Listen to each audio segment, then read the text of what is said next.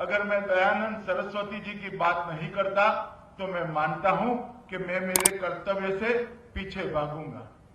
मैं उसी धरती से आता हूं जहां स्वामी दयानंद जी ने जन्म लिया था और ऋषि दयानंद ने जन्म भले गुजरात में लिया, उनकी कर्मस्थली यही पुराना पंजाब और उत्तर भारत का क्षेत्र रही। 19वीं शताब्दी में जब दुनिया के अंदर औद्योगिक क्रांति हो रही थी, कहीं मूढ़ीवाद कहीं साम्यवाद,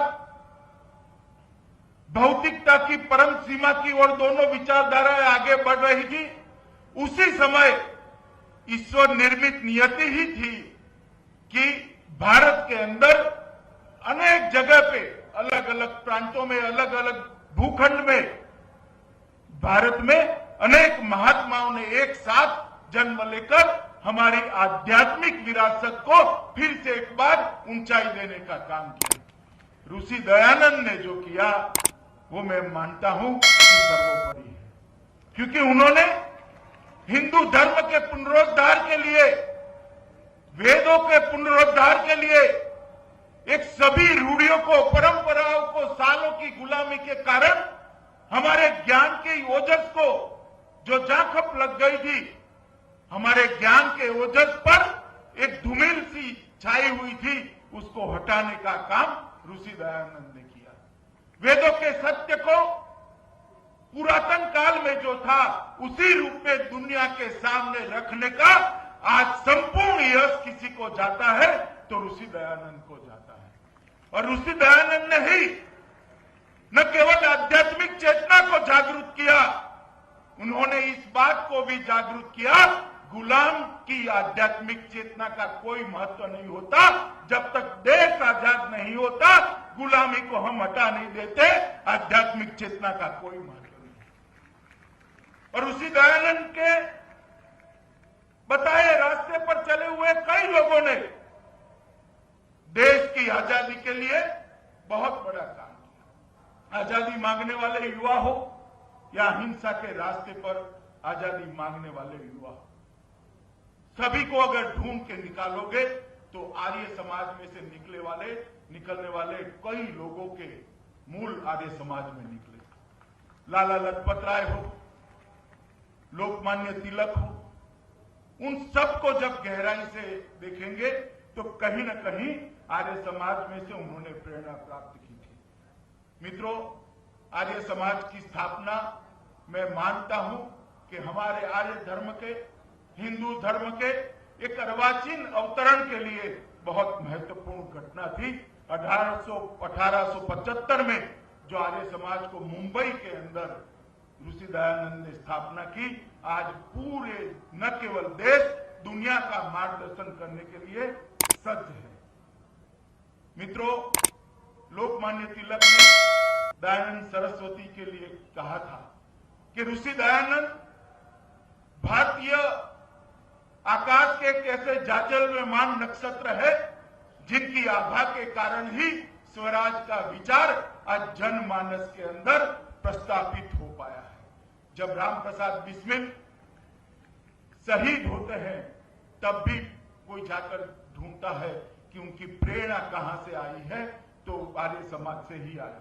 इतना ही नहीं, अस्पृश्यता, बाल विवाह, दहेज, विधवा विवाह की शुरुआत, स्वदेशी और आधुनिक शिक्षा, हमारे पुरातन संस्कारों के साथ की आधुनिक शिक्षा, ऐसे कई प्रकार के सामाजिक सुधार आर्य समाज के अनुयायियों ने किए और ये पूरे उत्तर भारत के अंदर संस्कारों का एक वातावरण आर्य समाज के कारण निर्मित हुआ।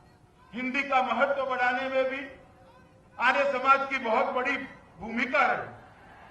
संस्कृत प्रचुर हिंदी का शुद्धिकरण, इसका तस्मसीकरण करने का अगर किसी को यश जाता है तो आर्य समाज को ही जाता है। और गद्य इस नई शैली में उन्होंने प्रस्तापित किया कि इसके द्वारा खंडन भी होने लगे, मंडन भी होने लगे और शास्त्रार्थ भी होने लगे। हिंदी में शुद्ध हिंदू धर्म की परंपरा खड़ी करने का काम आर्य समाज ने किया। उन्होंने एक नारा दिया था ऋषि दयानंद ने, पुनः वेदों की ओर चले। और मैं मानता हूं कि दुनिया को देने के लिए वेदों में बहुत कुछ पड़ा है, भारतीय संस्कृति में बहुत कुछ पड़ा है। और जिस दुनिया के अंदर बहुत सारी जो समस्या है, वो समस्याओं का समाधान वेदों के अंदर है। भारतीय संस्कृति और हमारी परंपराओं में निहित पड़ा हुआ है। कभी न कभी विश्व को यही रास्ते पर जाना पड़ेगा। हम सबका दायित्व है। ऋषि दयानंद जी जो मार्ग प्रशस्त किया है, वेदों का पुनरुद्धार किया है और अर्वाचीन तरीके से हमारे प्राचीन संस्कारों को समाहित कर शिक्षा की जो पद्धति बनाई है, वो पद्धति को हम उसका संरक्षण करें, संवर्धन करें और उस दिन तक संभाल कर रखें जब दुनिया पूरी उस शक्ति को माने।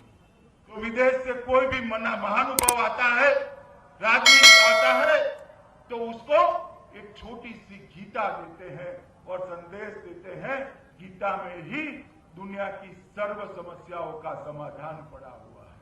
मित्रों, आज इस मंच से आर्य समाज के रास्ते पर देश भर में करोड़ों परिवार चल रहे हैं, उन सभी को मैं कहना चाहता हूं कि भारतीय जनता पार्टी और भारतीय जनता पार्टी की सरकार आर्य समाज के विचार और आर्य समाज का जो काम चल रहा है, इसका समर्थन करती है और तहे दिल से भारतीय जनता पार्टी मानती है कि आर्य समाज का रास्ता जो ऋषि दयानंद ने हमें बताया है, वो रास्ते पर न केवल भारत का, विश्व का कल्याण पड़ा हुआ है।